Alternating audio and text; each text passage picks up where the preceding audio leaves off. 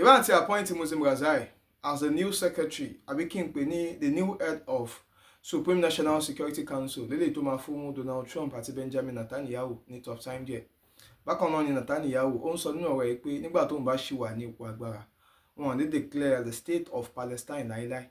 So àwọn Iran for the first time wọ́n officially give comment lórí Mecca parts eléyìí agreement eléyìí tí Turkey, Pakistan àti Saudi Arabia eléyìí tí wọ́n sign wọ́n sọ̀rọ̀ lórí officially for the first time.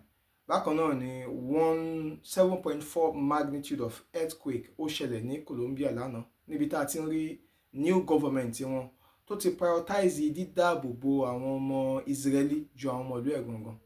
Ilé ló máa jẹ́ board focus wa nínú update wa tòní. Síwájú kí n tó continue màá rọ̀ yín kẹjọ kẹ́ bá mi subscribe sí page mi ní YouTube The Right Analyst.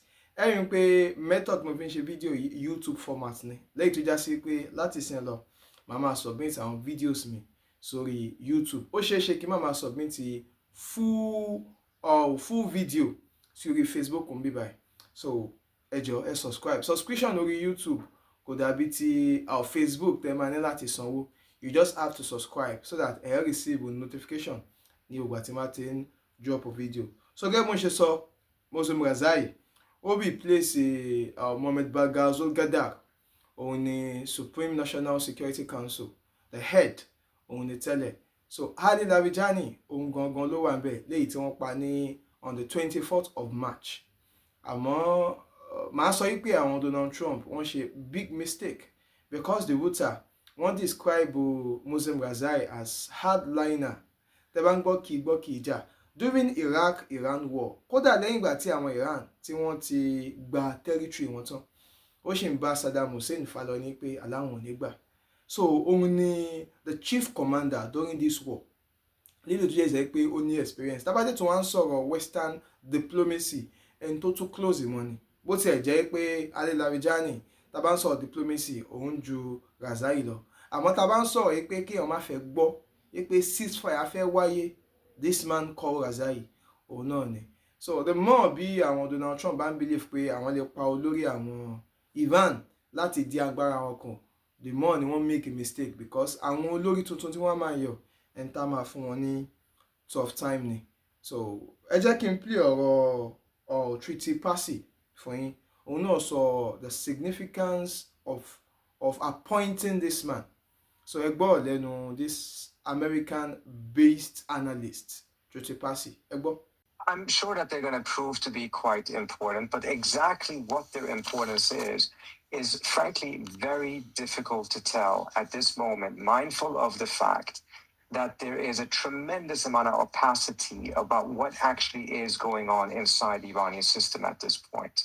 It's never been a particularly transparent system, but it has been particularly non-transparent in these last couple of months, frankly, the full year, because of the war situation, because of the fact that the Iranians are keeping a certain level of discipline of making sure that a lot of the procedures and processes, etc., that are now established in this new situation with the new supreme leader are not known to the outside world. So as a result, I think it is too early to draw any major conclusions of what specific implications this will have.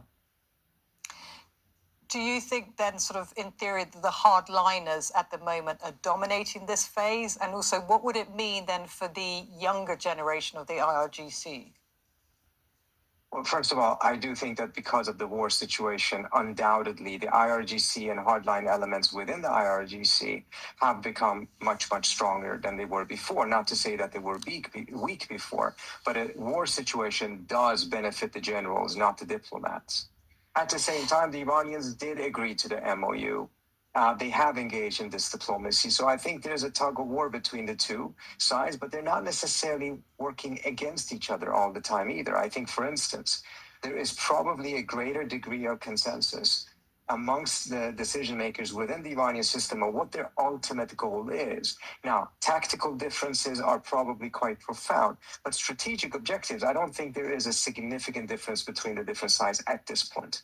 So bákan náà Netanyahu ó ń sọ nínú ọ̀rọ̀ ẹ̀ ní pé nígbà tó ń bá ṣì wà nípò agbára ó ní wọ́n ní declare the state of Palestine ní ìṣẹ̀mí ayé òun ní orí ilẹ̀ onílẹ̀ lélẹ́yìí o abẹ́ẹ̀rí wọ́n declare the state of Israel ń sìn ní orí ilẹ̀ Palestine ó ti lọ bí i 70 years or more nígbà tí àwọn British tí àwọn kọ̀ láti fún àwọn Palestine ní òmìnira lẹ́yìn ìgbà tí wọ́n gbà wọ́n kúrò lọ́wọ́ Ottoman Empire abẹ́ẹ̀rí àwọn ẹni tó wà nípò agbára lẹ́yìn náà ló tún wá ń sọ wípé wọn ò ní declare the state of Palestine lórí ilẹ̀ wọn abẹ́ẹ̀rí mi ò ní sọ much púpọ̀ lórí yẹn àwọn ilé gangan ló wà important tí mo fẹ́ sọ because mo ti ní intention láti sọ̀rọ̀ nípa ìtẹ́lẹ̀ so Iran Foreign Ministry spokesperson Ismail Baghai ó officially sọ̀rọ̀ for the first time lórí Macapart eléyìí agreement eléyìí tí àwọn Pakistan, Turkey